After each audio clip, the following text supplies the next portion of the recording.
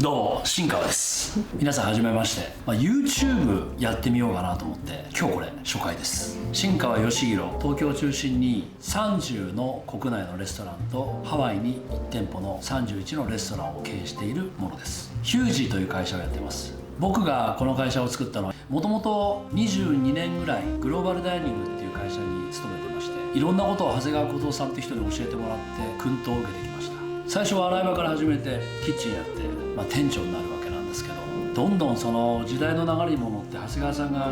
大きい難しい店を作るわけだな。世田谷の三宿にゼストって店作ったりね、西麻布の角に日本家屋作ってバカでかいゴンパチって居酒屋作ったり、そんなところのオープニングに携わらせてもらったり、代官山ではタブローズってお店で7年かな支配人やらせてもらって、1万5,000円ぐらいの客単価のお店ってこんな大変なんだってのも経験してきました。そして22年お世話になって、やはり真っ白いキャンバスに自分で一筆を入れたいなって、自分で絵を描いてみたいなっていう思いが強くなって会社を起こしました。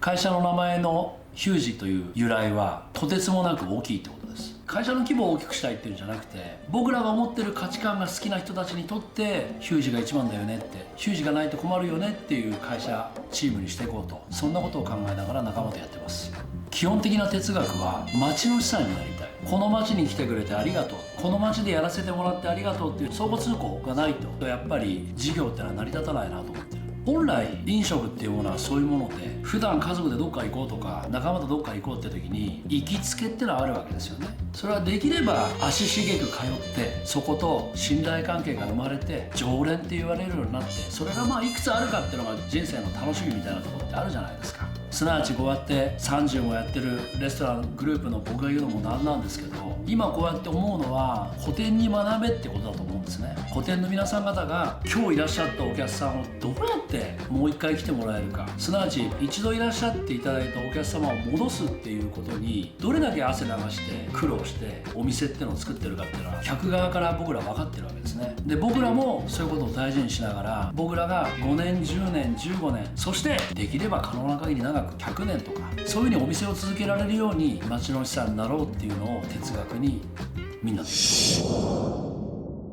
お店の種類はね、皆さんご存知かわからないんですけど、スパニッシュイタリアンって造語、あれ僕が作ったんですよ。今から15年前かな、武蔵野市吉祥寺でカフェリゴレットってのを作って、何やか分かった方がいいからスパニッシュイタリアンって入れたんです。もともと僕ラボエムってとこでイタリアン学んで、南イタリアのピザとかパスタっての面白いなと思ったんだけど、僕が20代の頃にね、淡島通りにドマーニっていう店があったの。ドマーニは地中海料理って書いてあった。南の突端がシチリアだとすると、南イタリアのトマトと塩と、それと粉物の楽しさ、それにスペインの全土に広がるタパスっていう料理を組み合わせたら面白いんじゃないかなっていうことで、スパニッシュイタリアンリゴレットってのをやってます。でもね、俺チェーン店の親父って言われたくないの。だから一軒ずつちょっとずつ変えたいのよ。カフェリゴレットは今申し上げたようにスパニッシュイタリアンの王道、今も14年やらせてもらってますけども、やっと吉祥寺に馴染んだ感じがする。2軒目3軒目と都心でやりました。新丸ビル丸の内ハウスでリゴレットワイン&バーっていう初めてのリゴレット業態のワインバー、行かれたこともある方が多いかもしれませんけど、超がつくような繁盛店になりました。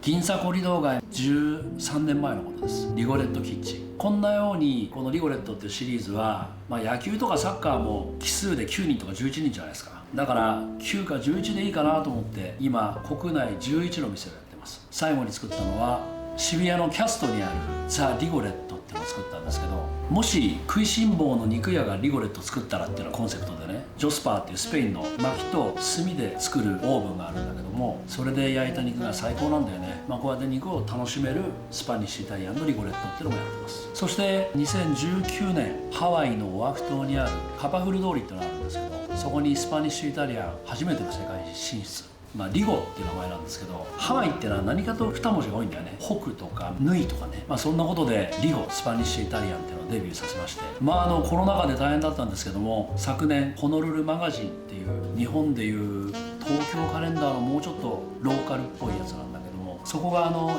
年に1回ハレアイナっていうアワードをやってるのね。その中で我々どものリゴがハレアイナベストレストランのゴールドアワードを取ることができまして、ありがたいことです。もともとワイキキではなくて地元の人が集うようなお店をチャレンジしたいと思っていましたから、ローカルの人たちに支えられてこの賞を受賞できたこともとても嬉しく思います。リゴは国内11軒、そしてハワイに1軒、これから世界に飛び立っていくいい業態です。そしてメキシカンやってます。モダンメキシカーノっていうサブキャプションで、